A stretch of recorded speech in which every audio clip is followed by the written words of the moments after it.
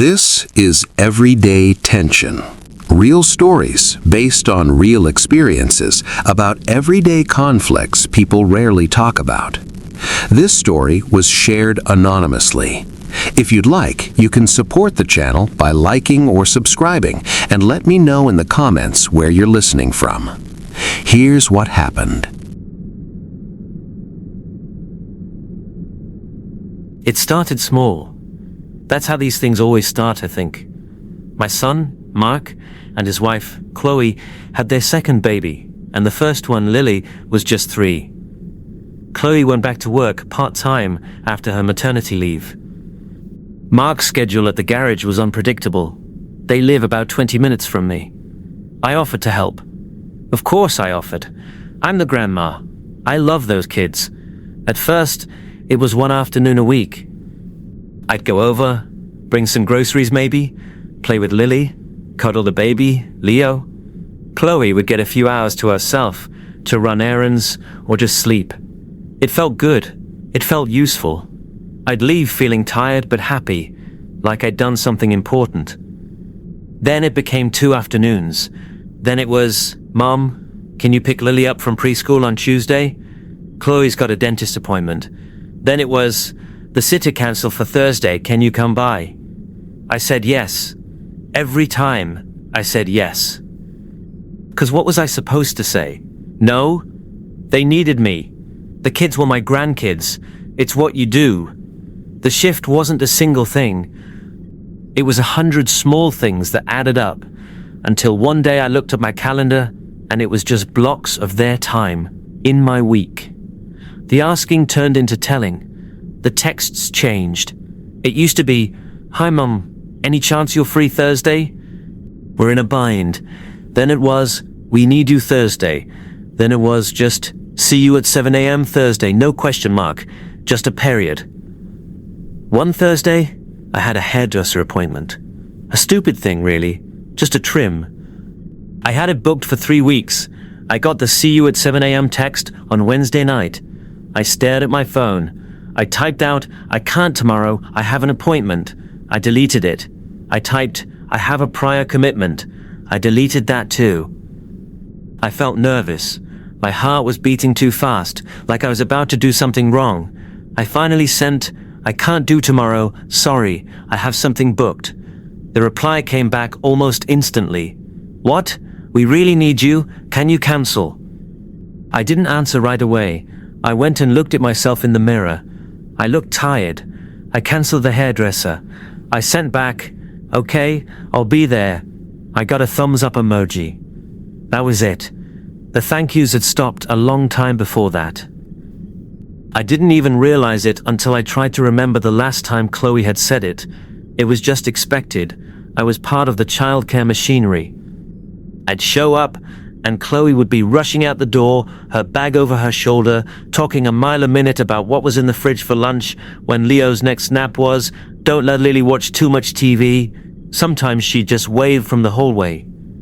Sometimes she didn't even do that. I started noticing the food. I'd get there, make the kids breakfast, clean up, make lunch, clean up. I'd make myself a cup of tea. I'd eat a piece of toast with the kids, or some apple slices. I never ate a proper meal. But one day, I was there from 7 in the morning until 6 at night. Mark was working late. Chloe had a work dinner.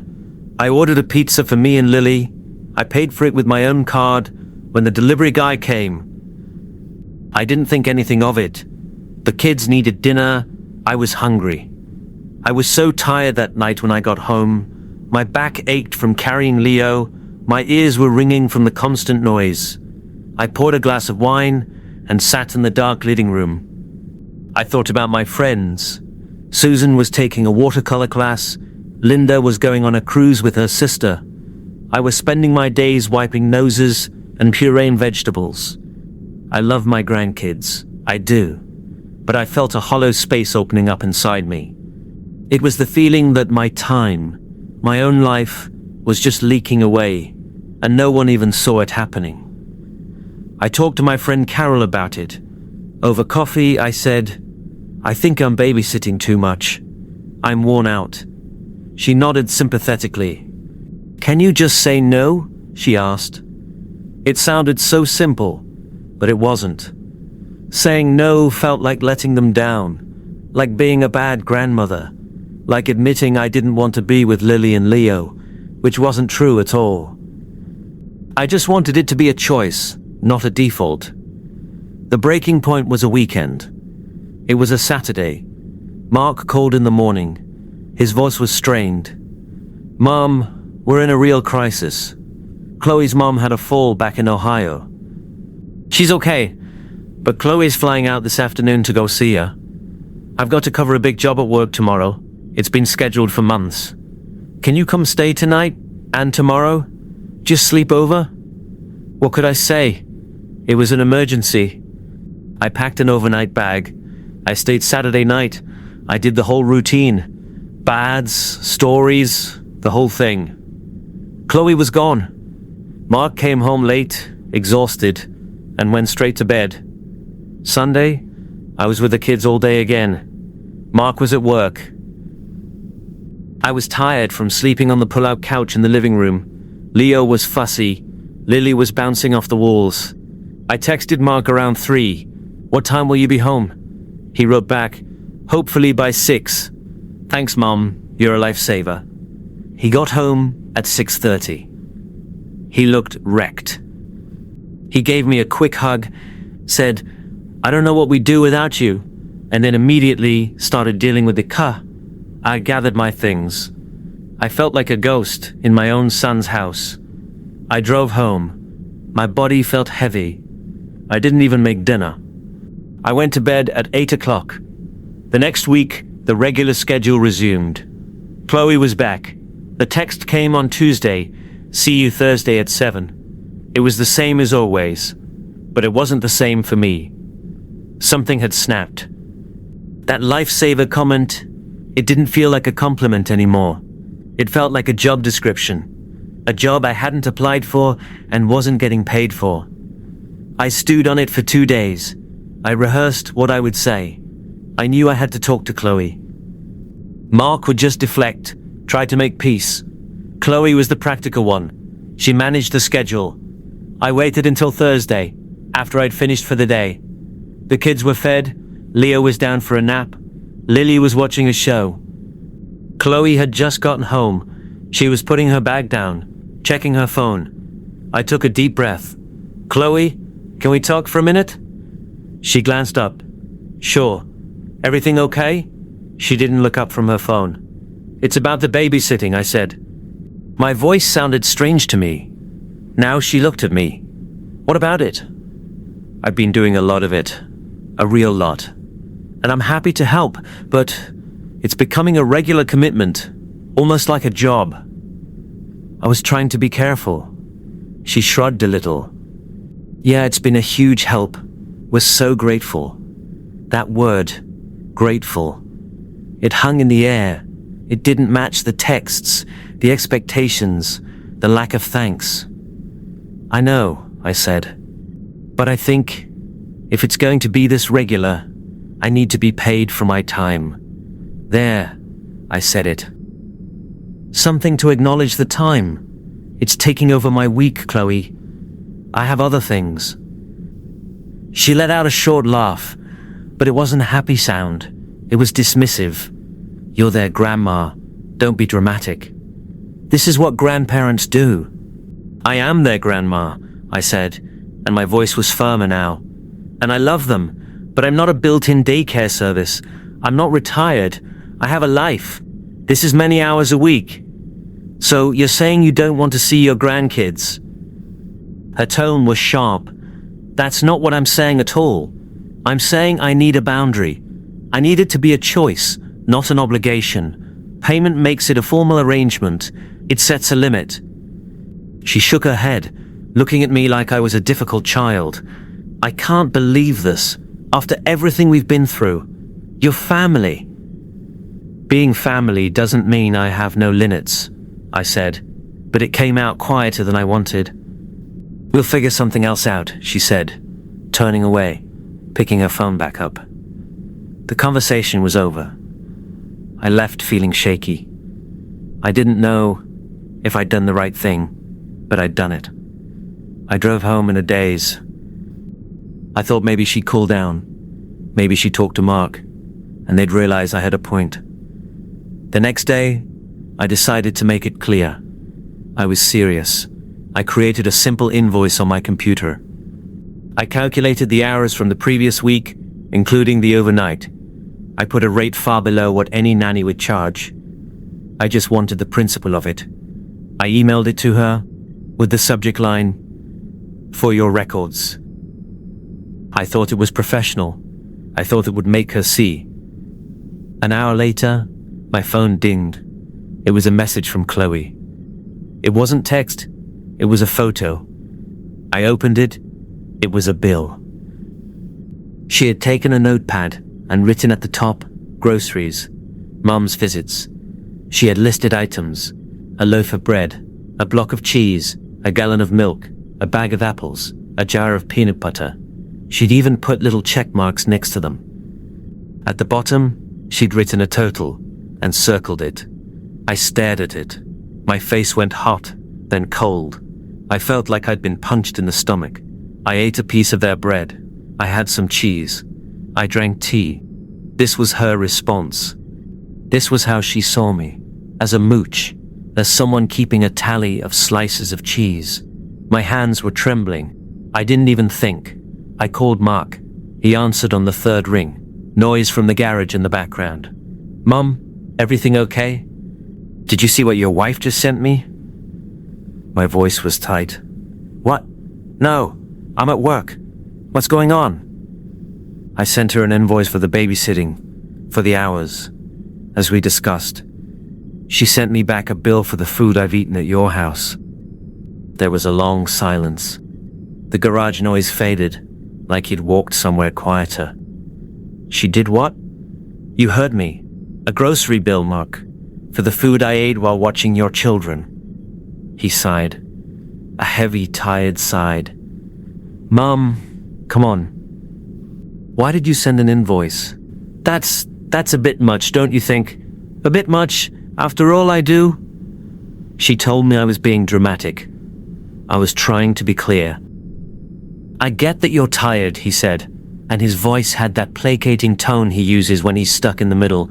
"I do, but you're talking about your grandkids. Don't be so harsh. We're family. This isn't how family works." His words landed like a physical blow. Don't be so harsh. I was the one being harsh. After all the early mornings, the tired nights, the cancelled plans, I was the problem.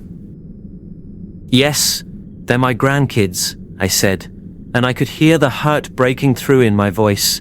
"And I love them, but I can't keep doing this. I'm burnt out, Mark. I have nothing left to give. I need a boundary." "We all need help sometimes, Mum."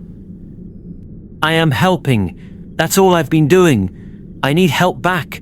I need some consideration. I need a please and a thank you and some advance notice." Another silence. Then, quietly, "I'll talk to her." But sending a bill, that really upset her.